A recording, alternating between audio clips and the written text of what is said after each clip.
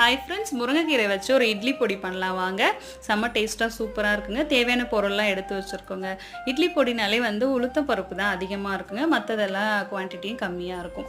இப்போ ஒன்று ஒன்றா எல்லாத்தையும் வறுத்து எடுத்துக்கலாங்க. ஒரு கடாயை வச்சுட்டு லைட்டாக ஆயில் விட்டுக்கலாம். ஆயில் வேணாலும் நீங்கள் ஸ்கிப் பண்ணிக்கலாங்க. ஒரு கப்பு உளுத்தம் பருப்பு நல்லா பொன்னிறமாக வறுத்து எடுக்கணுங்க. அடுப்பை லோ ஃப்ளேமில் வச்சு பண்ணுறது ரொம்ப நல்லது. கருகாமல் வருங்க. பொன்னிறமாக வறுந்தாலே நல்லா கமகமான வாசம் வரும். அதை வச்சு வறுத்துருச்சுன்னு நம்ம கண்டுபிடிச்சிடலாம். அடுத்தது கடலைப்பருப்பு ஒரு அரை கப் சேர்த்துக்கலாங்க. அதையும் நல்லா வறுத்துக்கலாம். ஜீரக மிளகு சேர்த்துக்கலாங்க. அதுக்கப்புறம் வரமிளகாய் எல்லாத்தையும் வறுத்துக்கலாம்.